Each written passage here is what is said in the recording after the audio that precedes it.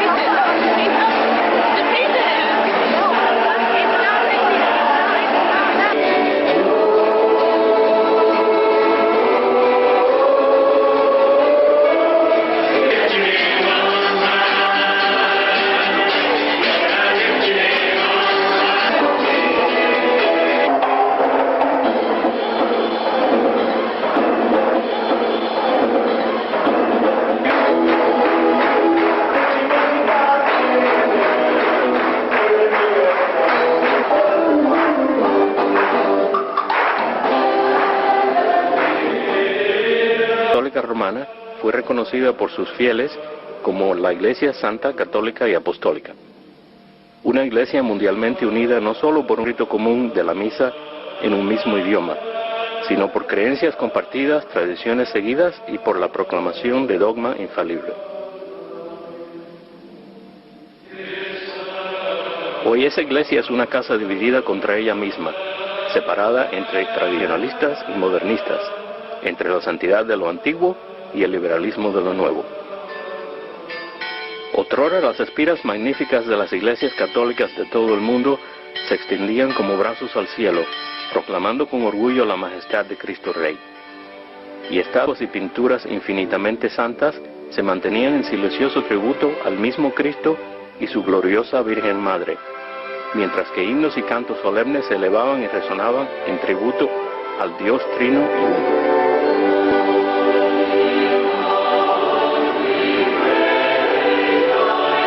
Pero en el siglo XX hemos visto abrirse camino a las fuerzas ardientes de la Reforma liberal. El Papa Juan XXIII, un bien conocido modernista, expresó su deseo de dejar entrar aire fresco en la Iglesia. Entonces, en 1962, simbólicamente abrió las ventanas convocando el Concilio Vaticano II. Como si fuera una inspiración satánica, repetición de lo sucedido durante la Revolución Protestante del siglo XVI, el concilio no perdió tiempo coqueteando con muchos de los errores cometidos por herejes como Lutero, Cranmer, Zwinglio, Calvino y otros cuya influencia habían barrido en Europa y más allá. Los modernistas conciliares incluyeron a los que previamente atacaron las doctrinas fundamentales de la Iglesia, que habían cuestionado la divinidad de Cristo como también la virginidad perpetua de su Santísima Madre. Además, habían desafiado la veracidad del pecado original, el infierno, la transubstanciación. Y su influencia se manifestó en las proclamaciones del Vaticano II, que facilitaron el camino para eventualmente alterar los ritos de todos los sacramentos. Las exigencias para reformar la Iglesia sonaban a lo largo de la Basílica de San Pedro, dando eco a las exigencias de Martín Lutero de unos 400 años antes.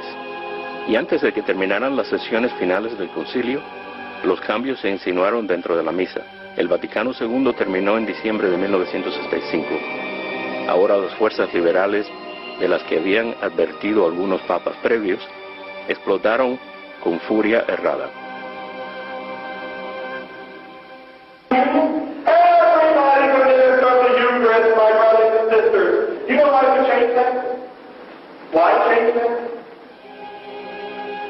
Y el espíritu del concilio dio paso al nacimiento del Novus Ordo, el nuevo orden de la misa, y en efecto el comienzo de una nueva iglesia.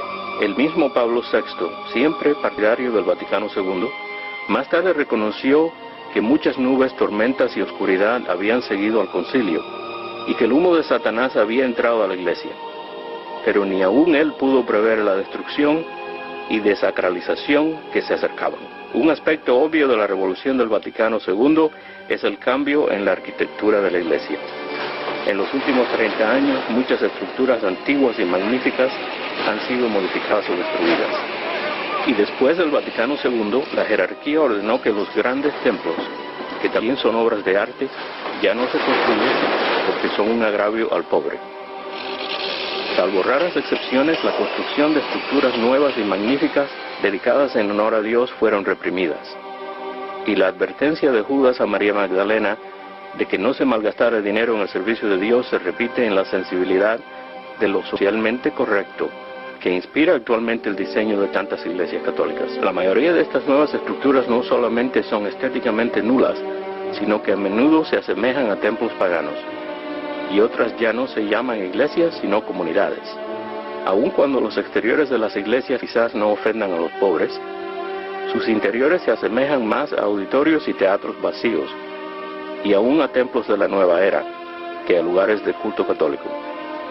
Al mismo tiempo, los interiores, una vez sagrados de iglesias antiguas, han sido transformados en simples fachadas, privadas de gracia y solemnidad pasadas. El mobiliario tradicional y santo que por generaciones fuera identificado exclusivamente como católico ha sido destruido, en lo que puede parecerse a la destrucción y desacralización forjados por el reino de terror de la Revolución Francesa en los años que siguieron al Vaticano II.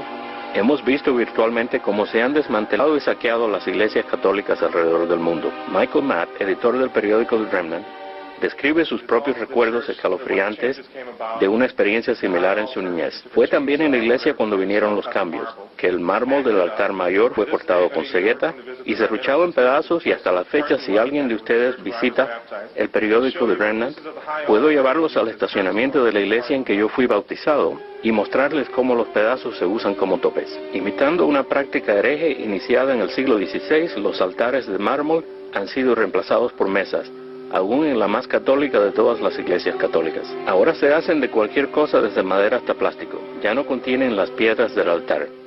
Carecen de lo sagrado que tenían los altares improvisados en el frente de batalla de la Segunda Guerra Mundial. Sin embargo, estas mesas de carnicero parece que fueran lo adecuado para lo que en la Iglesia del Nuevo Orden se ha convertido en cena comunitaria, en vez de sacrificio incruento ordenado por Cristo. Parece que Lutero después de todo triunfó en la Iglesia moderna. Y nuestro Señor ha sido relegado a una posición de desconocido. No solamente su imagen ha sido despojada de las cruces en iglesia tras iglesia, si es que aún quedan algunas cruces, sino que los tabernáculos que contienen el Santísimo Sacramento junto con las lámparas del santuario han sido eliminados del lugar principal de honor sobre el altar y consignados a sitios insignificantes o apartados a diferentes salas. Todo esto a pesar del decreto de la Sagrada Consagración de Ritos del año 1957, prohibiendo categóricamente que los tabernáculos estuviesen situados fuera del altar. En San Juan capítulo 20, versículo 2, María Magdalena lamentaba: se han llevado al Señor y no sabemos dónde lo han puesto. Trágicamente sus palabras viven de nuevo hoy. Aún más, las imágenes de nuestra Santísima Madre, otrora prominentemente situadas en todas las iglesias católicas del mundo, en muchos casos se unieron a estatuas y santos de ángeles que hoy son visiblemente ausentes.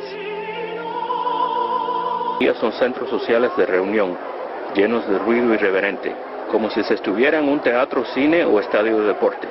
Y en muchos casos la oración y contemplación reverente han sido reemplazados por danzas interpretativas. Así como la modestia en el vestir fue víctima de los excesos de los años 60, hoy día la vestimenta, otrora conservadora de los hombres y las mujeres con mantilla en la cabeza, han sido reemplazados por vestidos que son más apropiados quizás para un día de campo. Pero estas señales exteriores de falta de respeto no solo se limitan a los fieles. En la iglesia posconciliar, el clero parece que prefiere vestirse como seglar en público y actuar de artistas en la misa. Y no solo se debaten como si fueran nuevas las ideas del cielo, el infierno y el purgatorio, sino que incluso el concepto del limbo se reinterpreta en el santuario. Y en muchas parroquias el papel del sacerdote se ha convertido en menos espiritual y más como el de trabajador social o de artista, que actúa más en lo políticamente correcto que como vehículo para salvar almas inmortales. Las monjas incluso han abandonado sus hábitos tradicionales. John Benary, editor del periódico Catholic Family News, vio estos cambios desde la primera fila de un colegio católico. Cuando yo estaba en primer grado, lo único que podíamos ver de Sister Joanne Labouré era su cara y sus manos. Cuando llegué al octavo pude ver que Sister Kevin Leonard tenía cabello rojo y venas varicosas. Pero la vestimenta eclesiástica o la ausencia de ella no son lo único de la nueva iglesia que ofende.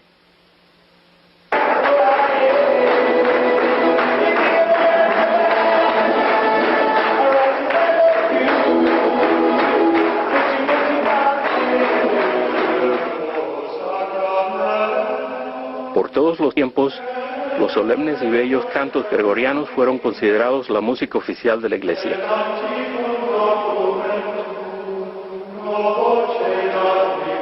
Y según pasó el tiempo, la música más espléndida jamás compuesta por los grandes maestros fue escrita para la celebración de la misa.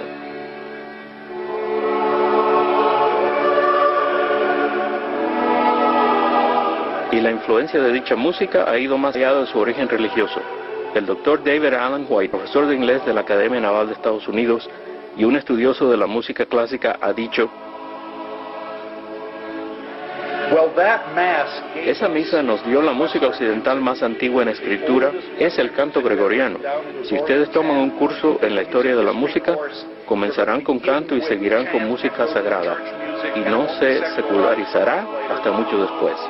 Pero cuando así sea, seguirán viendo a Mozart y a Haydn escribiendo misas, y a Beethoven, que era caprichoso y gruñón, probablemente con justa razón debido a su sordera, que luchó con Dios toda su vida mientras escribía su gran misa solemne, pidiendo un sacerdote en su lecho de muerte. Esta es la música tradicional. Estas piezas clásicas magistrales siguen siendo ejemplos de algunas de las más nobles y alentadoras creaciones del hombre, un legado cultural y religioso. ¿Y cuál será el legado de la música posterior al Segundo Vaticano?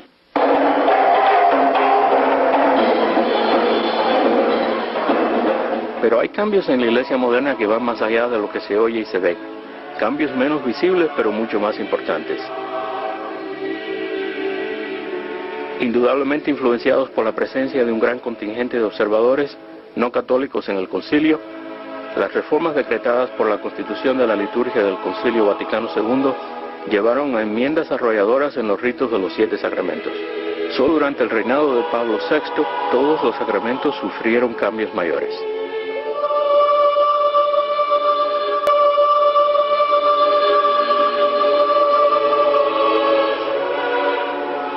Un ejemplo importante es el sacramento del bautismo. El nuevo rito, visto aquí durante una misa del nuevo orden y realizado por un diácono, mientras que el sacerdote observa, tiene gran semejanza al orden del bautizo que creó Lutero en 1526. El rito tradicional católico incorpora ciertas cosas como exorcismos, al soplar al bautizando, las oraciones correctas, la aplicación de la sal y la unción antes y después del bautismo. Todos son elementos que fueron eliminados por Lutero y que también han sido eliminados en la Iglesia moderna. Y ahora parece que la ceremonia del bautismo es solamente una iniciación a la comunidad cristiana en vez de la redención del pecado original.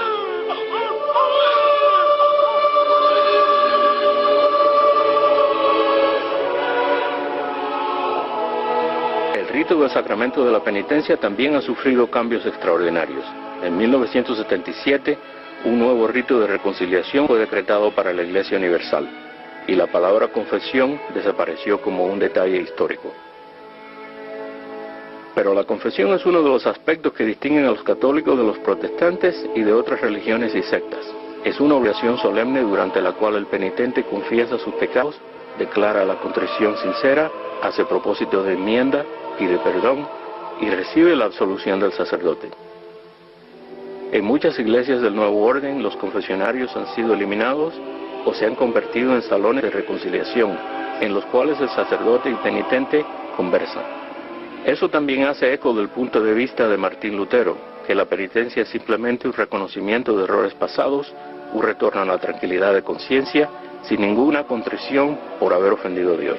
Y las confesiones tradicionales del sacerdote y del penitente solos han sido en muchos casos suprimidos por ritos de absoluciones generales, a menudo ilegales, en violación directa del derecho canónico o contrarios a los deseos del Santo Padre, mientras que en muchos casos los pocos confesionarios tradicionales quedan vacíos. En cuanto al rito del sacramento de confirmación, una cita de Pablo VI resume todos los cambios del Vaticano II. Dijo en parte que solamente se conservaron las bendiciones iniciales sobre todos los confirmantes. Eso a pesar de que la mayoría de los teólogos han mantenido que la sustancia esencial, las acciones que se exigen en el sacramento, consisten en la imposición de las manos y la unción con el santo óleo. Además, la forma antigua, o palabras de confirmación, como especifica el Concilio Dogmático de Trento, significan que el obispo ha impuesto el sacramento. Yo te marco con la señal de la cruz y te confirmo con el óleo de salvación. Pero las palabras nuevas, quedas marcado con el don del Espíritu Santo, se asemejan solo a una simple bendición, que ha sido impartida como un juego de grandes ligas en un estadio de béisbol, mientras que la congregación de fanáticos comen hot dogs y cantan himnos alusivos al juego. Una imitación grotesca del sacramento que llama al receptor a ser un soldado de Cristo, como fuera encarnado en la gloriosa Juana de Arco.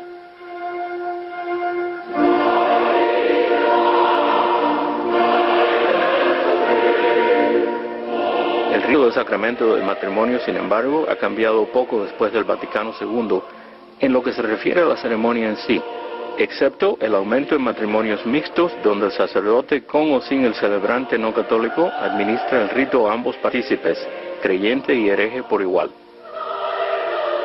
Cristo elevó el sacramento del matrimonio de un simple contrato a la dignidad de un sacramento, invalidando la ley del Antiguo Testamento y haciendo que el matrimonio válido sea indisoluble, no obstante el rey Enrique VIII y sus 7 esposas. Pero los problemas con los matrimonios católicos hoy día tienen que ver más con la ligereza con que se abandonan los sagrados votos con la bendición de la nueva iglesia. En el capítulo 16, versículo 18 de San Lucas, Cristo nos dice: cualquiera que deje a su esposa y se case con otra comete adulterio. Y antes del Vaticano II, la Iglesia consideraba que divorciarse y volver a casarse era pecado mortal bajo pena de excomunión. Pero ese decreto fue anulado por los obispos católicos americanos en el año 1977. Ahora ellos piden disculpas a los divorciados y vueltos a casar. A los que no se les ha permitido recibir los sacramentos de la Iglesia, incluyendo divorciados y vueltos a casar, y a los que no se les ha mostrado debida hospitalidad, les pedimos perdón. Las anulaciones se han convertido en nueva válvula de escape. De 1952 a 1956, la Iglesia solamente otorgó 392 anulaciones en todo el mundo. Pero en 1968, después del Vaticano II, hubo 450 anulaciones solamente en los Estados Unidos. Y en el año 1997 el número de anulaciones había explotado a más de 73,000 en todo el mundo. Curiosamente, la nueva Iglesia insiste en el divorcio antes de conceder la anulación. Un ejemplo raro aún en el patrón de los modernistas es el de un padre de 3 que, divorciándose después de 24 años de matrimonio, obtuvo la anulación y posteriormente se convirtió en sacerdote.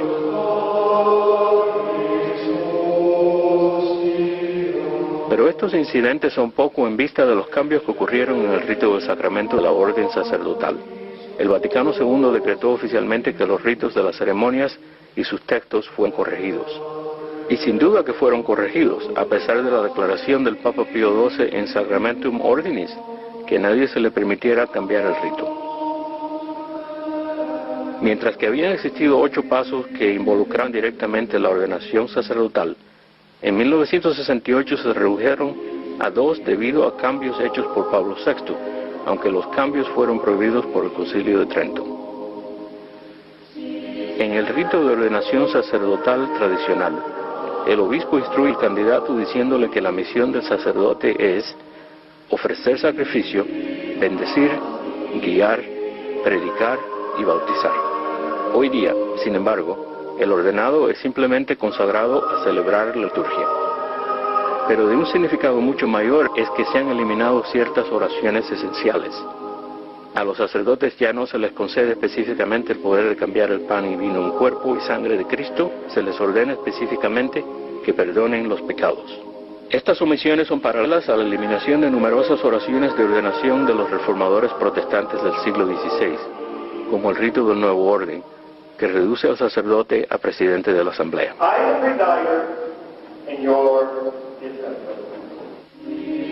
De nuevo, los espíritus de Lutero y Cranmer se pueden ver rondando el recinto oscuro del Concilio Vaticano II. Debido a estos cambios cuestionables, algunos teólogos y doctores tienen graves dudas acerca de la validez del nuevo rito de ordenación y del clero investido.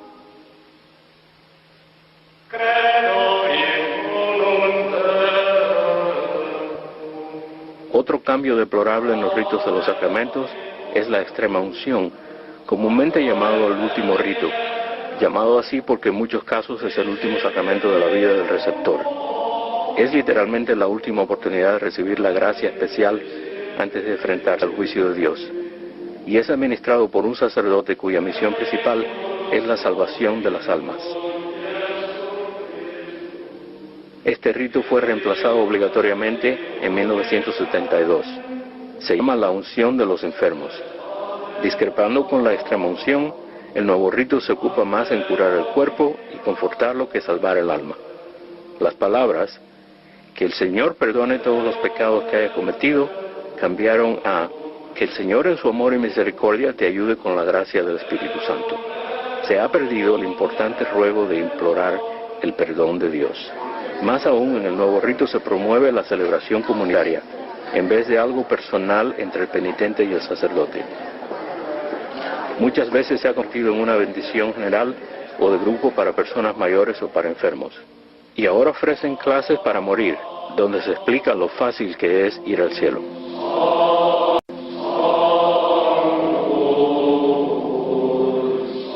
Pero hay algo más importante, más trágico y más doloroso de lo que hemos perdido en la división de tradicionalistas y modernistas. Va al mismo corazón y alma de nuestra fe. Es el sacramento de la Sagrada Eucaristía, el santo sacrificio de la misa. La misa tradicional en latín ha sido transmitida cuidadosamente a través de los años. La verdad de nuestro Señor tal como fue recibida por los apóstoles. Para mantener esa verdad, el Papa San Pío V codificó e infaliblemente canonizó la misa para todos los tiempos y en perpetuidad, en Quo Primum. Esta bula papal de 1570, con toda su autoridad, termina con un aviso. Cualquier persona se atreva a cambiar este decreto, déjenle saber que ha incurrido la ira de Dios Todopoderoso y de los santos apóstoles Pedro y Pablo. El texto completo de esta proclamación apareció en la carátula de todos los misales del altar desde ese momento y fue ratificado por la sucesión de unos 35 papas hasta Juan XXIII. Pero el Papa Pablo VI, ignorando la advertencia de San Pío V, estableció una comisión para instituir las reformas ordenadas por el Vaticano II, muchas de las cuales reflejaban las poderosas influencias de observadores no católicos que asistieron al concilio. Luego, en el año 1969, Pablo VI impuso el nuevo rito de la misa a la feligresía católica mundial. De nuevo, John Bernard. El periodista Jean Guitton, muy amigo del Papa Pablo VI, confirmó que el firme propósito del Papa fue protestantizar la liturgia. En una entrevista de radio, Guitton dijo: la intención de Pablo VI fue reformar la liturgia católica para que casi coincidiera con la liturgia protestante. Pero lo curioso es que Pablo VI hizo esto para que se asemejara lo más posible a la cena protestante del Señor.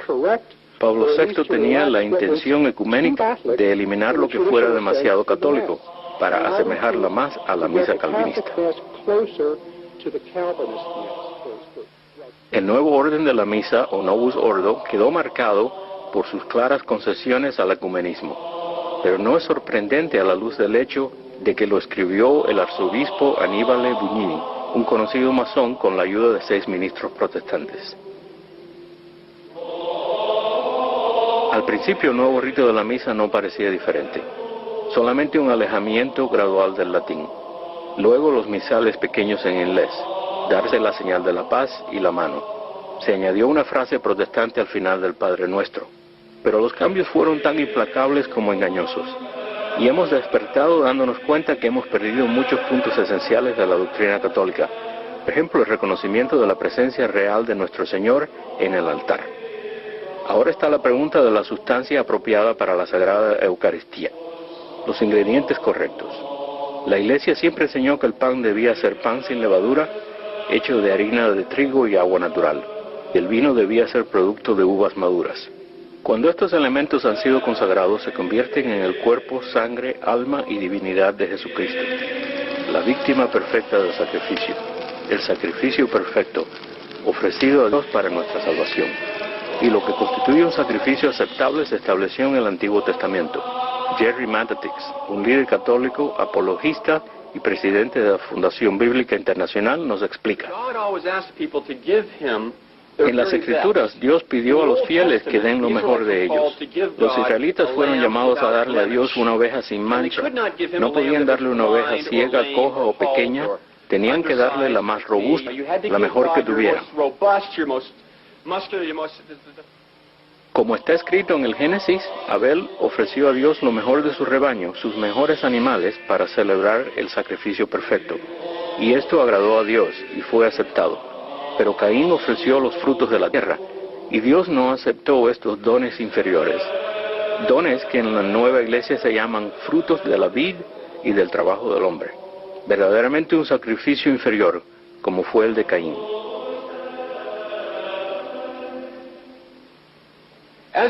Como resultado, si le ofrecemos a Dios la nueva misa, el sentido común nos dice que le estamos ofreciendo algo inferior a Dios. Menos noble, menos maduro, menos sublime, menos elevado, menos exacto, menos glorificante, menos majestuoso, menos trascendente que si se le ofreciera el antiguo rito. ¿Y qué más inferiores son los llamados sacrificios en las iglesias del Nuevo Orden, donde las galletas o cualquier otro producto horneado sustituyen el pan sin levadura, donde el jugo de fruta o bebidas gaseosas toman el lugar del vino, donde la sangre consagrada de nuestro Señor Jesucristo se desecha entre vasos sucios como después de una fiesta? Peor aún son las revisiones de la forma de la Sagrada Eucaristía, las palabras que Cristo mismo usó durante la consagración. Han sido cambiadas tan drásticamente en las nuevas oraciones eucarísticas que la transustanciación, el cambio del pan y vino al cuerpo y sangre de Cristo, se hace cuestionable. La declaración de Cristo de que su sangre fue derramada por ti y por muchos ha sido cambiada a por ti y por todos. La diferencia entre las palabras muchos y todos es obvia, y este cambio introdujo un concepto de salvación que incluye a todos, que claramente no fue la intención de nuestro Señor. Es interesante que en otros ritos católicos aprobados, e inclusive en la Iglesia Episcopal, se mantiene la palabra muchos en sus oraciones eucarísticas. Solo la Iglesia de Martín Lutero y la Nueva Iglesia Católica han cambiado de muchos a todos. Más allá, las palabras misterio de fe, que reconocen el misterio de la transustanciación, han sido eliminadas de la consagración del vino. De acuerdo a la Sagrada Tradición, estas fueron las palabras de Cristo, afirmadas por los papas a través de los años y preservadas para todos los tiempos en Quo Primum.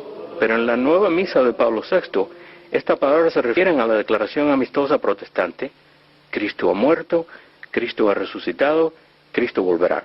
Más una afirmación de lo obvio en vez de un artículo de fe, y ciertamente no un misterio.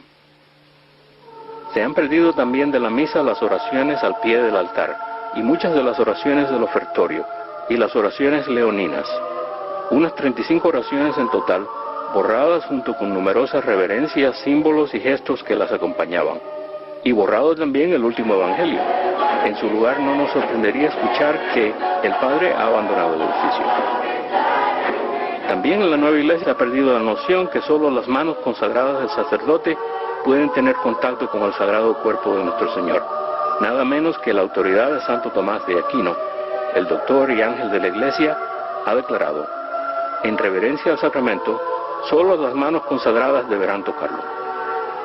El Concilio de Trento enfatizó que aún las manos del sacerdote que han tocado el cuerpo consagrado de nuestro Señor no deberán tocar nada más, ni incluso el cáliz sagrado, hasta que hayan sido lavadas con agua y vino sacramental.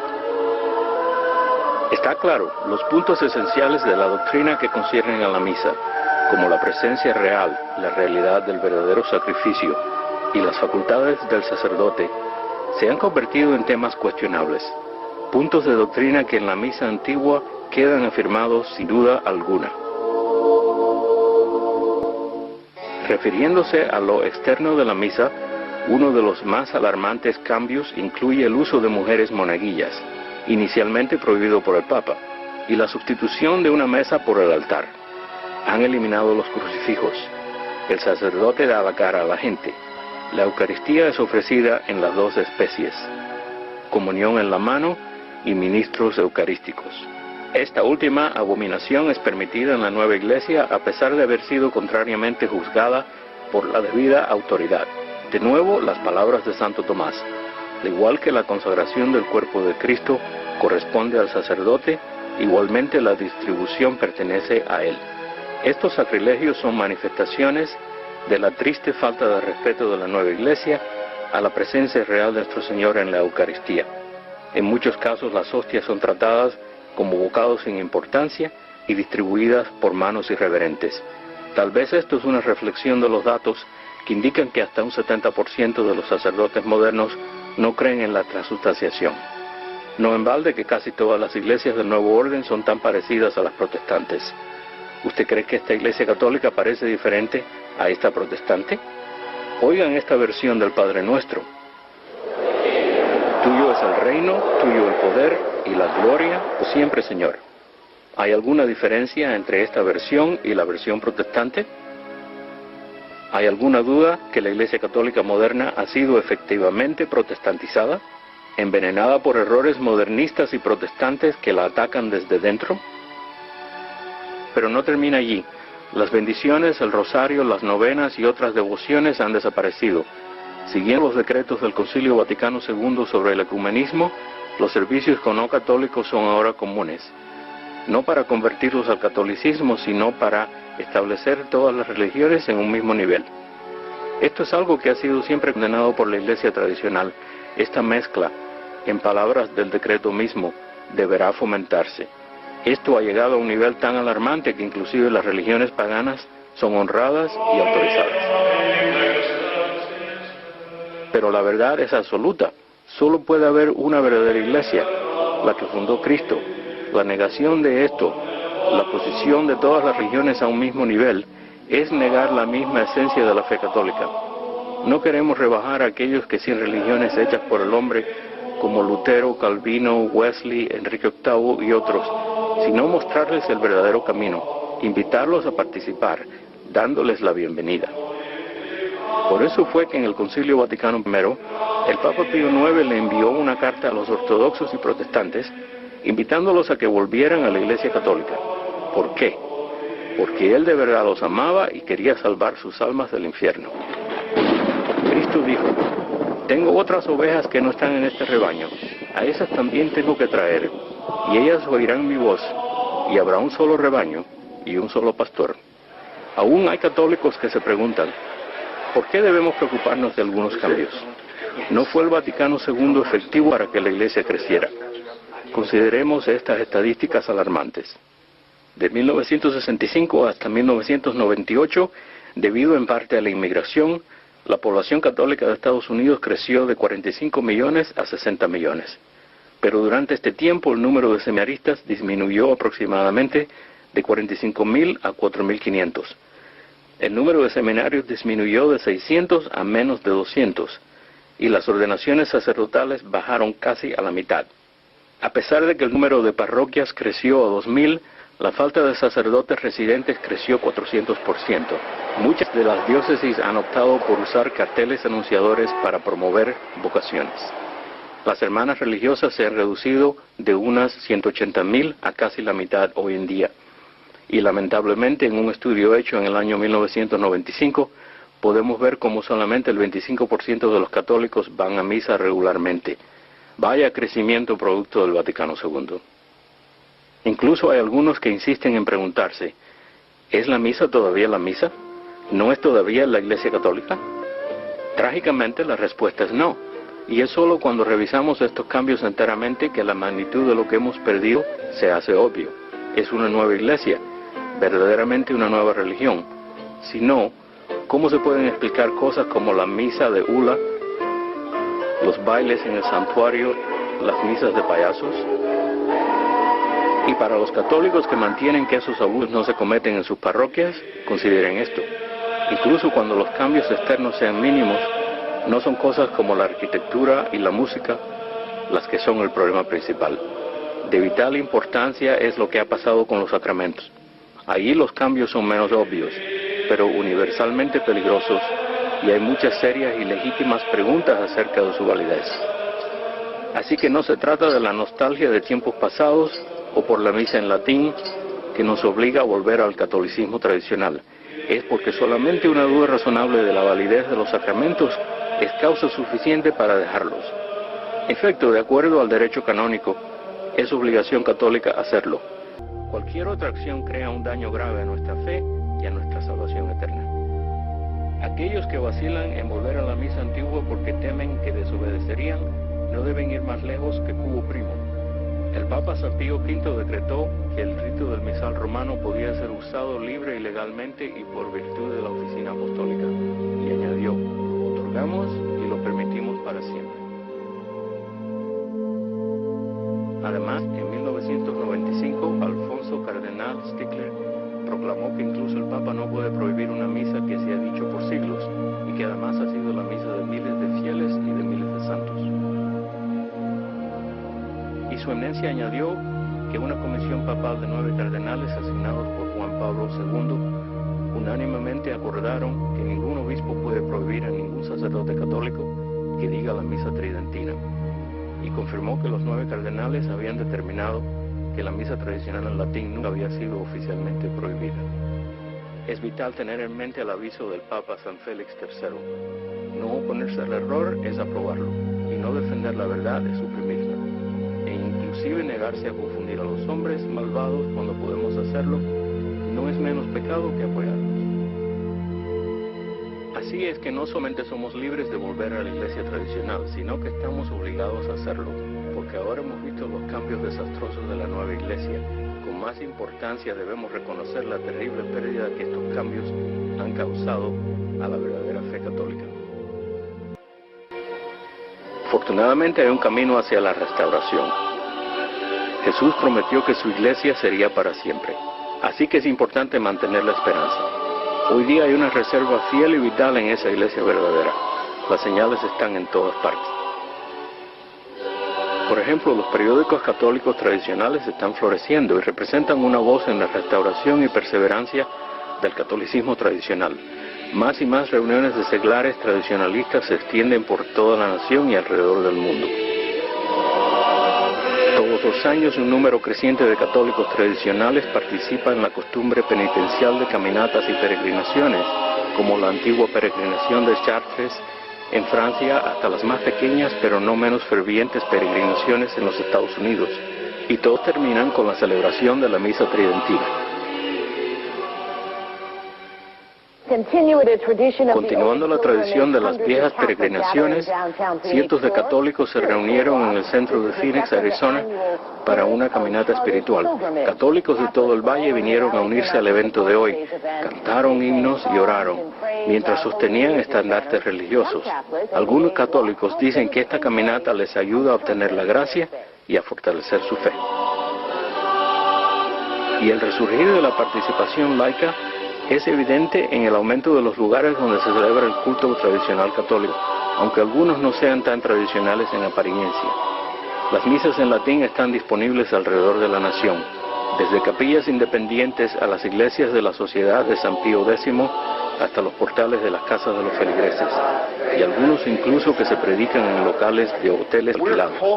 Aquí nos hallamos en esta pequeña catacumba en este hotel. Es lo que es, una catacumba moderna, tratando de entender cómo vamos a salir de esto, pues aún dentro de la iglesia no tenemos refugio seguro. También pueden encontrarse misas tradicionales en capillas de cementerios, capillas de boda y de vez en cuando, por una necesidad extrema, prestadas por iglesias protestantes. Pero este tipo de ecumenismo particular no ha sido aceptado por la jerarquía de la Iglesia Católica moderna. Y las misas tradicionales se celebran en casas elegantes donde incluso un piano, con los requisitos indispensables, sirve de altar. Otras se realizan a cabo en lugares más modestos, donde a veces significa que las personas traen sus propios reclinatorios. Gracias al directorio publicado por el padre M.E. Morrison, pueden localizarse fácilmente las capillas tradicionales a lo largo del país. Y como las iglesias católicas antiguas, todas ofrecen la inalterable, inmutable, solemne y sagrada misa de todos los tiempos, la misa tradicional en latín.